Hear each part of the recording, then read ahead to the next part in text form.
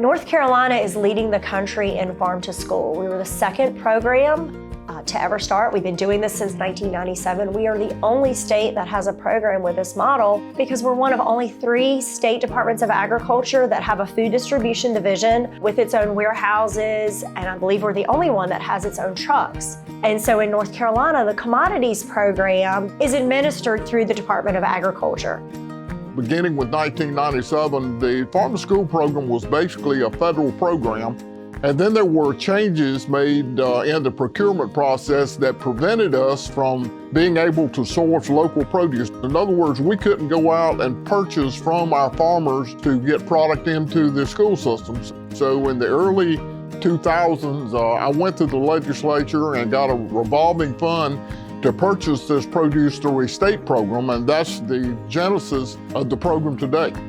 And since we were already taking food to schools, we decided, hey, let's try to offer local fruits and vegetables. We started the program and we piloted strawberries because we thought, well, that's the most perishable crop we have. If we can deliver strawberries to schools, then we can do anything. So we started with strawberries. The next year we added apples. Currently we have 17 different fruits and vegetables in the program, and we also have a few value-added products such as chopped and bagged kale and collards, frozen blueberries, and bagged apple slices.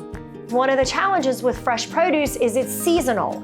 And when many of the fruits and vegetables are coming off the vine, they're being picked, it's summer when schools aren't in session. So we needed to have ways that we could offer more options for schools that wanted to do North Carolina fruits and vegetables. And so these value-added products has really opened up some opportunities to serve North Carolina fruits and vegetables in different ways and at different times throughout the year.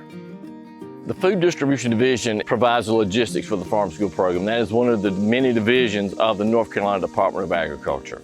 The logistics of transporting the product from the farm directly to the schools or to their venue of choice, you might say, where they want it delivered to, is a big value as well. To move this amount of produce that we do, no other state can touch that.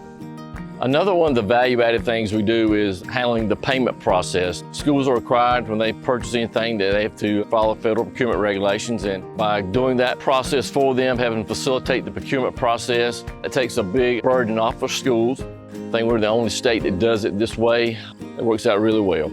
The North Carolina Farm to School program is a competitively bidded program because we are buying on behalf of the school nutrition program, so we have to follow all the USDA procurement standards. So we give preference to fruits and vegetables that are grown and packaged in North Carolina. Currently, we are sourcing fruits and vegetables from across the state, from Elizabeth City all the way to the mountains in Henderson and Buncombe counties.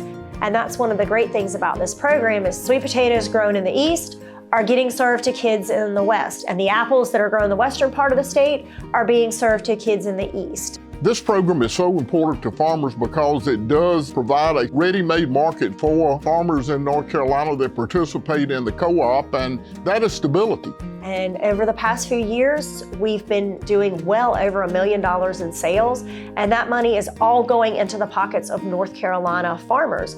When we look at last year's numbers, we had 85 of the 115 school districts across the state participated at least once, and those districts can range from 3 schools in the district up to over 280 schools.